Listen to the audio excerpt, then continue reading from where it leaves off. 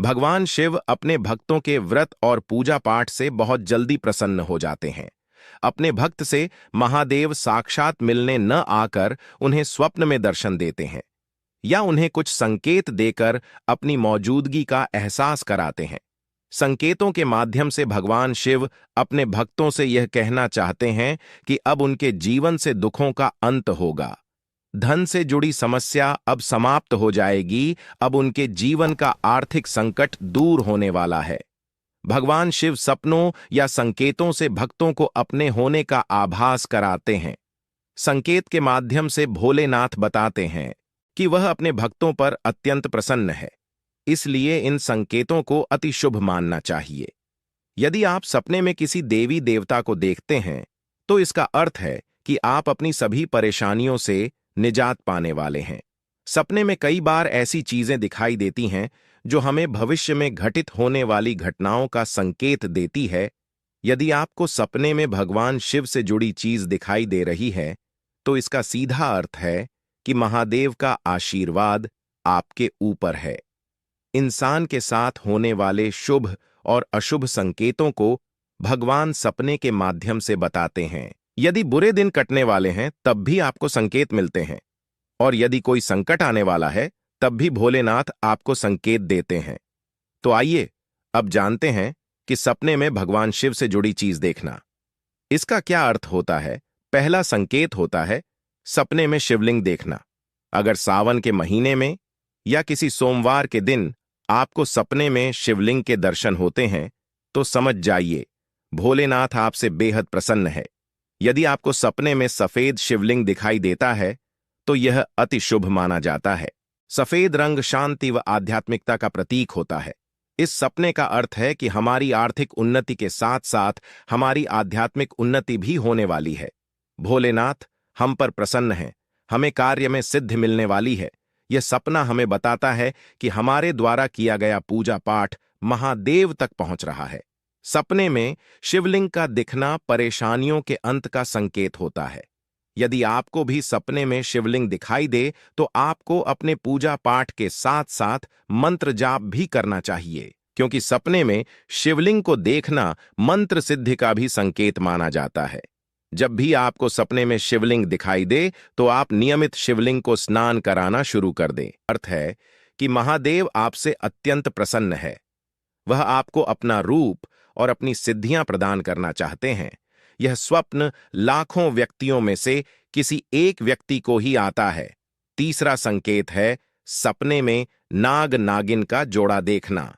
सपने में सांप या नाग नागिन का जोड़ा देखना कोई सामान्य बात नहीं है, लेकिन जिस व्यक्ति को नाग या नागिन सावन के महीने में नजर आते हैं वह व्यक्ति बहुत भाग्यशाली होता है। नाग नागिन का जोड़ा प्रेम और समर्पण का प्रतीक है। अगर आपको यह सावन के महीने में या सोमवार के दिन दिखाई देता है तो समझ जाइए कि आपका वैवाहिक जीवन काफी खुशनुमा होने वाला है। आपकी विवाह की समस्या जल्दी ही दूर होने वाली है। सपने में नाग नागिन को देखने का यह अर्थ भी होता है कि आपको धन लाभ होने वाला है। चौथा प्रमुख संकेत है कि सावन के महीने में मेंढक या मछली को देखना।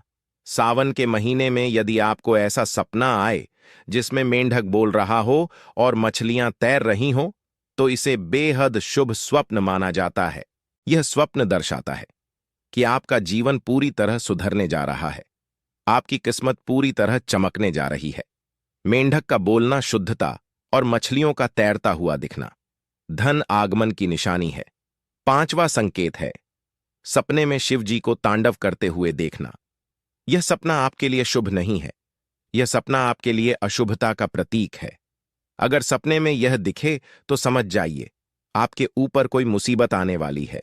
यह मुसीबत शत्रु या वाद विवाद से संबंधित हो सकती है, या फिर आपने कोई ऐसा कार्य किया है जिसके कारण महादेव आपसे क्रोधित हैं। इसलिए जब आपको यह सपना आए तब आप मंदिर जाकर भगवान शिव की पूजा करें और शिव चालीसा का पाठ करके उनसे संकट निवारण हेतु प्रार्थना करें। छठा प्रमुख संकेत है सपने में प्रभु श्री राम या हनुमान जी को देखना। जब महादेव अपने भक्त से अति प्रसन्न होते हैं तब भक्तों को यह सपना आता है। इसका अर्थ है कि महादेव ने आपकी पूजा को स्वीकार कर लिया है। अब वह आपकी बड़ी से बड़ी मनोकामना को पूर्ण करेंगे। 7वां प्रमुख संकेत है सपने में शिव मंदिर देखना। यदि आपको भी सपने में शिव मंदिर दिखाई देता है तो आप खुद को तैयार कर लीजिए एक सच्चा शिव भक्त बनने के लिए। जिस दिन आपको यह सपना दिखाई दे उसी दिन से आप शिवलिंग को नियमित स्नान कराना शुरू कर दीजिए, उनकी नियमित सेवा शुरू कर दीजिए। 8वां संकेत है सपने में अपने पूर्वज या सफेद वस्त्र धारण किए हुए व्यक्ति को देखना।